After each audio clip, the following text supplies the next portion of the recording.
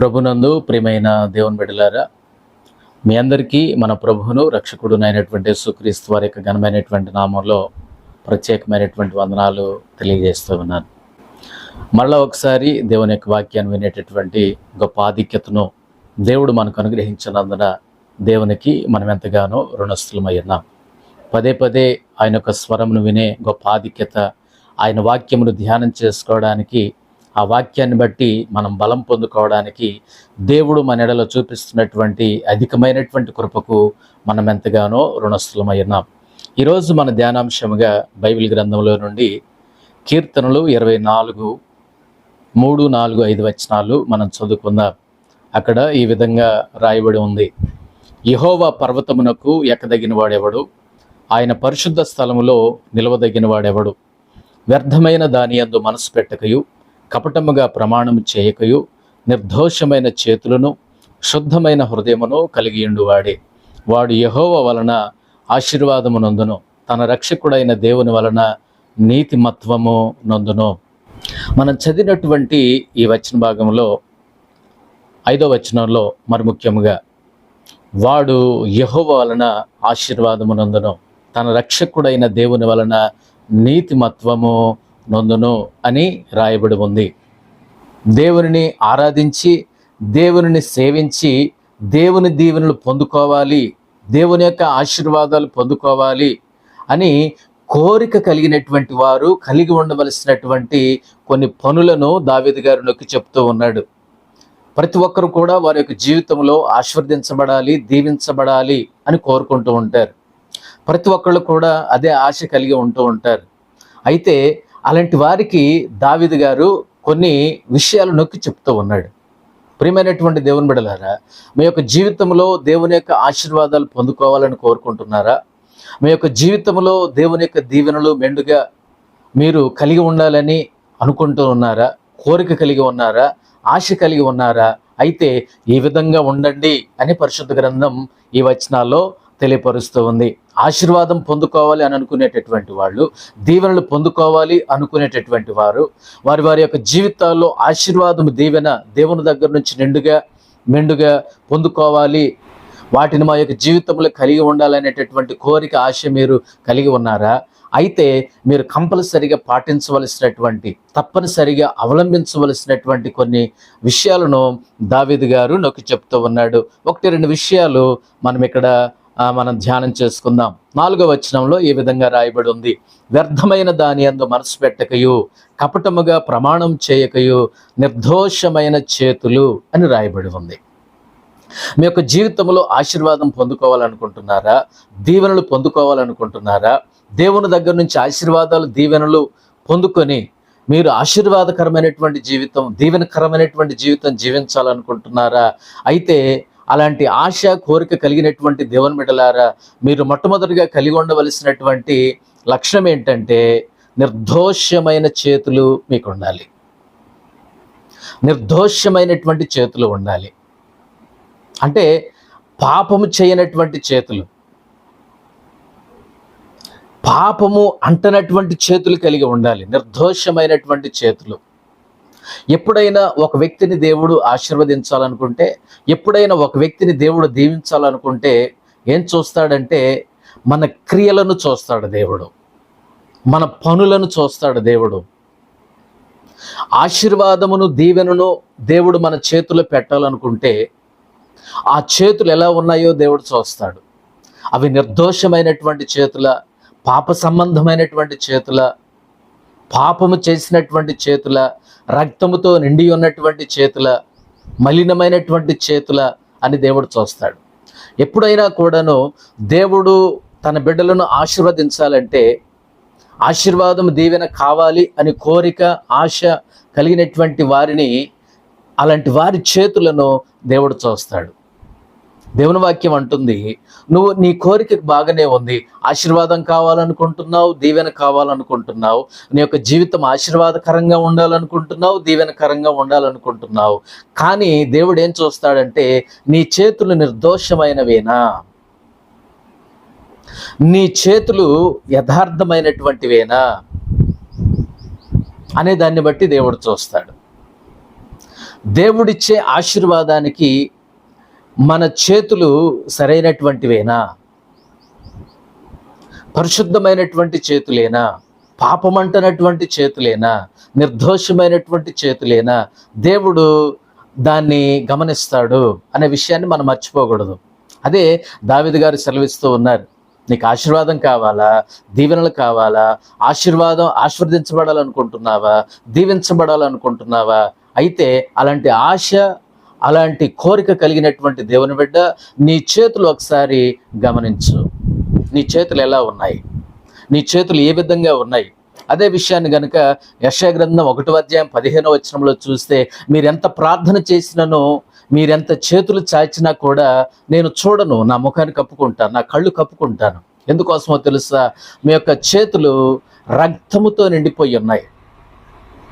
రక్తముతో నిండిపోయినటువంటి చేతులు, ద్రోహము చేసినటువంటి చేతులు, పాపము చేసినటువంటి చేతులు, మలినమంటినటువంటి చేతులు, మరకలు అంటినటువంటి చేతులు, అవి నాశనకరమైనటువంటి చేతులు, ఆదరించిన చేతులుగా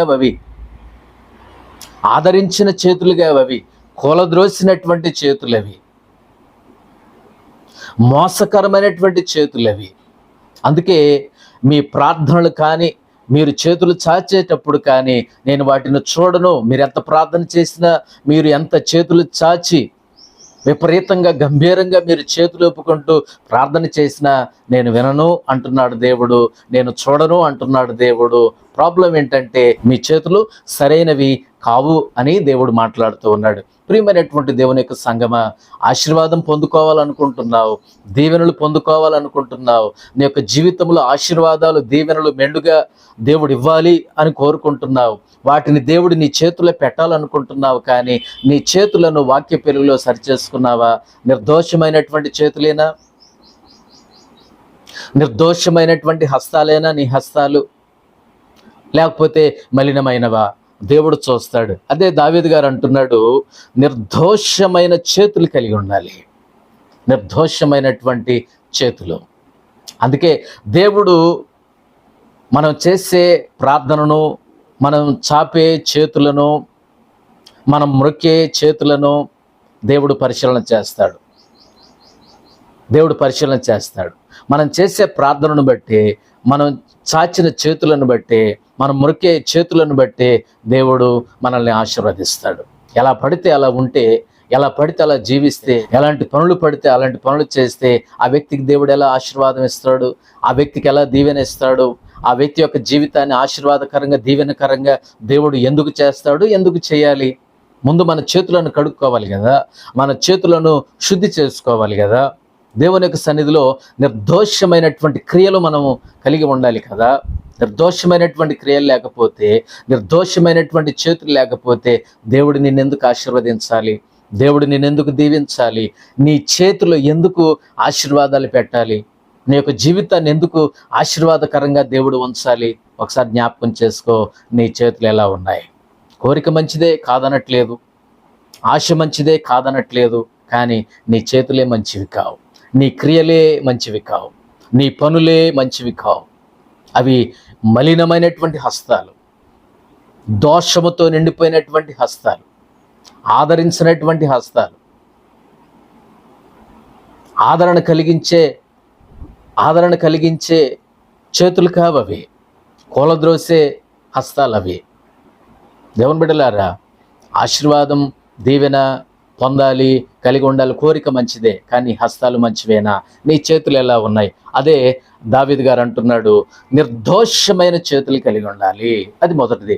రెండోది అంటున్నాడు, ఆశీర్వాదం, దీవెన పొందుకోవాలి, జీవితంలో మా యొక్క జీవితం ఆ దీవెనకరంగా, ఆశీర్వాదకరంగా ఉండాలి అని ఎవరైతే కోరుకుంటారో వారి కలిగి ఉండవలసినటువంటి రెండవదిగా దావీదు గారు జ్ఞాపకం చేస్తున్నాడు. ఏంటంటే, శుద్ధమైన హృదయం కలిగి ఉండాలి.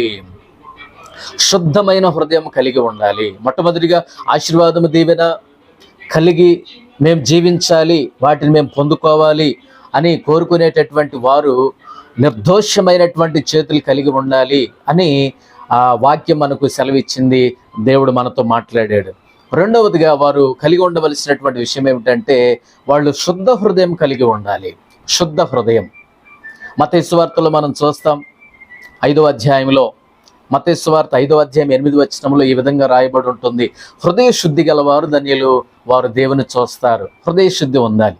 మనం ప్రార్థించేటప్పుడు కానీ, మనం ఆరాధించేటప్పుడు కానీ, మనం ప్రభువుని సేవించేటప్పుడు కానీ, ప్రేమించేటప్పుడు కానీ మనకు ఉండవలసినటువంటి రెండవ లక్షణం ఏంటంటే దేవుని బిడ్డకు శుద్ధ హృదయం ఉండాలి. శుద్ధ హృదయం ఉండాలి. ఆ హృదయం పవిత్రంగా ఉండాలి, పరిశుద్ధంగా ఉండాలి, శుద్ధ హృదయం ఉండాలి. దావీదు గారు ప్రార్థన చేస్తూ అంటాడు, శుద్ధ హృదయమును నాకు దయచేయి ప్రభువా అని అంటాడు. ఈ హృదయం చాలా ప్రాముఖ్యమైనదండి. నీ హృదయం ఎలా పడితే అలా ఉంటే, నీ హృదయం దేనితో పడితే దానితో నిండిపోయి ఉంటే, లోక సంబంధమైనటువంటి వాటితో నిండిపోయి ఉంటే, పాప సంబంధమైనటువంటి వాటితో నిండిపోయి ఉంటే, పనికి మాలిన చెత్తతో నిండిపోయి ఉంటే, దేవుడు నిన్నెందుకు ఆశీర్వదించాలి? దేవుడు నీకెందుకు ఆ హృదయములో ఆశీర్వాదము, దీవెన ఎందుకు పోయాలి? ఎందుకు నింపాలి? ఆ హృదయంలో, నీ హృదయంలో అన్నీ నిండిపోయాయి, అన్నిటితో నింపేసుకున్నావు, చెత్త చెదారంతో నింపి వేసుకున్నావు. లోక సంబంధమైన, పాప సంబంధమైన, పాప భూయిష్టమైనటువంటి ప్రతి దానితో, ప్రతి చెత్తతో నీ హృదయాన్ని, నీ మనసును, నీ తలంపులను నింపుకున్నావు కదా, నీ హృదయాన్ని నింపేసుకున్నావు కదా.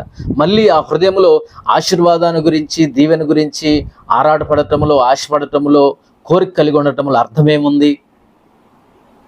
దేవుడు అంటున్నాడు, నేను నిన్ను ఆశీర్వదిస్తాను కానీ, నేను నిన్ను దీవిస్తాను కానీ, నీ యొక్క జీవితాన్ని ఆశీర్వాదకరంగా, దీవెనకరంగా ఉంచుతాను కానీ, మొట్టమొదటిగా నీ చేతులు నిర్దోషమైనవేనా, రెండవదిగా నీ హృదయం శుద్ధమైన హృదయమేనా? దేవుని బిడ్డలారా, ఒకసారి మన యొక్క జీవితాలను మనం పరిశీలన చేసుకునవలసినటువంటి వారమై ఉన్నాం. ఈ రోజున దేవుని బిడ్డ యొక్క హృదయం, మనసు వేటితోనో నిండిపోయింది, వేటితోనో నిండిపోయింది. లోక సంబంధమైనటువంటి వాటితో నిండిపోయింది, పాప సంబంధమైనటువంటి వాటితో నిండిపోయింది. అలాంటప్పుడు దేవుడు ఎందుకు మనలను, మన మనసులో, మన హృదయాల్లో, అలాంటప్పుడు ఎందుకు మన మనసులో, మన హృదయంలో ఆశీర్వాదాలు, దీవెనలతో నింపాలి? ఎందుకు మన హృదయంలో ఆశీర్వాదాలు, దీవెనలు కొక్కాలి, పెట్టాలి? ఒకసారి మనల్ని ఎప్పుడైనా పరిశీలన చేసుకుందామా? నీ చేతులు ఎలా ఉన్నాయో ఒకసారి పరిశీలన చేసుకో. అంటే నీ క్రియలు ఎలా ఉన్నాయో ఒకసారి పరిశీలన చేసుకో. రెండవదిగా నీ మనసు ఎలా ఉందో, నీ హృదయం ఎలా ఉందో, నీ అంతరంగిక జీవితం ఎలా ఉందో ఒకసారి పరిశీలన చేసుకో. చేతులు బాహ్య సంబంధమైనటువంటి జీవితాన్ని చూపిస్తున్నాయి, హృదయము అనంటే అంతరంగిక జీవితాన్ని చూపిస్తుంది. దీని అర్థం ఏంటంటే, దేవుడు నిన్ను దీవించాలంటే నిర్దోషమైన చేతులు నువ్వు కలిగి ఉండాలి, నిర్దోషమైన హృదయం, లేకపోతే శుద్ధమైన హృదయం నువ్వు కలిగి ఉండాలి. అప్పుడే దేవుడు నిన్ను దీవిస్తాడు, అప్పుడే దేవుడు నిన్ను ఆశీర్వదిస్తాడు. శుద్ధ హృదయం, అంతరంగ జీవితం ఎలా ఉంది దేవుని బిడ్డ? ఓ ప్రియ దేవుని యొక్క సంగమా, దేవుని బిడ్డలారా, రక్షించబడినటువంటి పరిశుద్ధులారా, మీ యొక్క చేతులు ఎలా ఉన్నాయి? నిర్దోషమైన చేతులేనా? మీ యొక్క హృదయం ఎలా ఉంది? శుద్ధమైన హృదయమేనా? దేవుడు నిన్ను ఆశీర్వదించాలనుకుంటున్నావు కదా, దేవుడు నిన్ను దీవించాలనుకుంటున్నావు కదా, దేవుడిని యొక్క జీవితాన్ని ఆశీర్వాదకరంగా, దీవెనకరంగా ఉంచాలి అని అనుకుంటున్నావు కదా, నేను ఉండాలి అని అనుకుంటున్నావు కదా. నీ యొక్క చేతులు నిర్దోషమైనవేనా? నీ యొక్క హృదయం శుద్ధమైన హృదయమేనా? వేటితో నింపేసుకున్నావు? నీ హృదయంలో ఏమేమి ఉన్నాయి? నీ హృదయంలో చోటుందా? నీ హృదయం అసలు ఖాళీగా ఉందా? వేటితోనో నిండిపోయింది, దేనితోనో నింపేసుకున్నావు నీ యొక్క హృదయాన్ని. అది శుద్ధంగా లేదు, మలినమైపోయింది, ఘోరమైన వ్యాధి గలదది. దేవుని యొక్క వాక్యానికి చోటుందా? దేవునికి చోటుందా నీ హృదయంలో? దేవుని యొక్క మాటలకు, దేవుని యొక్క పాటలకు, దేవుని యొక్క వాక్యపు వాగ్దానాలకు, ధర్మశాస్త్రానికి, వాక్యమునకు నీ హృదయంలో చోటుందా? యవ్వనులు దేని చేత తమ నడతను శుద్ధిపరచుకుంటారు? నీ హృదయం దేని చేత శుద్ధి అవుతుంది? ఒకసారి పరిశీలన చేసుకున్నావా? దేవుడు నిన్ను దీవిస్తాడు, దేవుడు నిన్ను ఆశీర్వదిస్తాడు. నువ్వు చేయాల్సింది ఏంటంటే, రెండవదిగా నీ హృదయం ఎలా ఉంది? నీ హృదయం ఎలా ఉంది? శుద్ధమైన హృదయమేనా? అంటే అక్కడ మనం నేర్చుకునవలసిన విషయం ఏంటంటే, ఆంతరంగిక జీవితం చాలా ప్రాముఖ్యమైనది, అంతరంగ జీవితం చాలా ప్రాముఖ్యమైనటువంటిది. ఇందాక మొదటి పాయింట్లో మనం చూసాం, దేవుడు తన యొక్క ఆశీర్వాదము, దీవెన, నీ చేతిలో పెట్టాలి, నీ యొక్క జీవితాన్ని ఆశీర్వాదకరంగా దీవెనకరంగా ఉంచాలి అని అంటే కనుక నీ బాహ్య సంబంధమైనటువంటి చేతులు అంటే నీ క్రియలను దేవుడు చూస్తాడు, నీ పనులను దేవుడు చూస్తాడు. దాన్ని బట్టి దేవుడు నిన్ను ఆశీర్వదిస్తాడు. రెండవదిగా దేవుడు నీ హృదయంలో, నీ యొక్క జీవితంలో ఆశీర్వాదము, దీవెన, లేకపోతే నీ యొక్క జీవితాన్ని ఆశీర్వాదకరంగా దీవెనకరంగా ఉంచాలి అని అంటే, నీ హృదయంలో ఆశీర్వాదాలు దీవెనలు పొయ్యాలి అని అంటే నీ హృదయాన్ని దేవుడు చూస్తాడు, నీ అంతరంగ జీవితాన్ని దేవుడు చూస్తాడు. దాన్ని బట్టి దేవుడు నీకు ఆశీర్వాదాన్ని దేవుడు ఇస్తాడు, దీవెనను దాన్ని బట్టి దేవుడు ఇస్తాడు. కానీ ఎలా పడితే అలా ఉంటాను, నా ఇష్టం, కానీ నాకు దేవుని యొక్క దీవెనలు కావాలంటే అది అయ్యే పని కాదు, అది అవ్వదు, అది అసంభవం అనే విషయాన్ని మనం జ్ఞాపకం చేసుకోలేం. ఎంతన్నా ప్రార్థన చేసుకో, నువ్వు ఏడువు, పెడబొబ్బలు పెట్టు, దొర్లు పొర్లు, నీకేమీ ఆశీర్వాదం ఏమి ఉండదు, దీవెన ఏమీ ఉండదు. నీ జీవితాన్ని బట్టి, నీ క్రియలను బట్టి, నీ హృదయాన్ని బట్టి దేవుడు నిన్ను ఆశీర్వదిస్తాడు, దేవుడు నిన్ను దీవిస్తాడు, నీ యొక్క జీవితాన్ని ఆశీర్వాదకరంగా దీవెనకరంగా దేవుడు ఉంచుతాడు.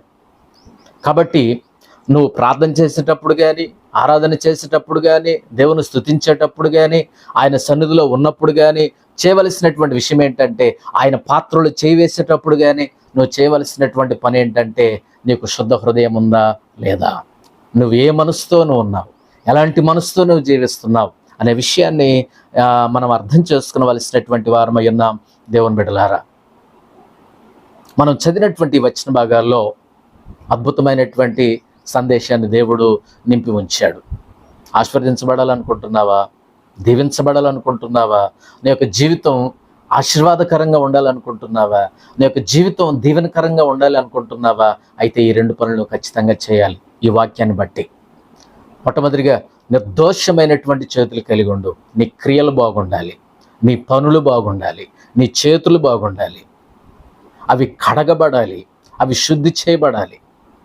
అప్పుడే నీ చేతిలో దేవుడు ఆశీర్వాదాన్ని, దీవెనను ఉంచుతాడు.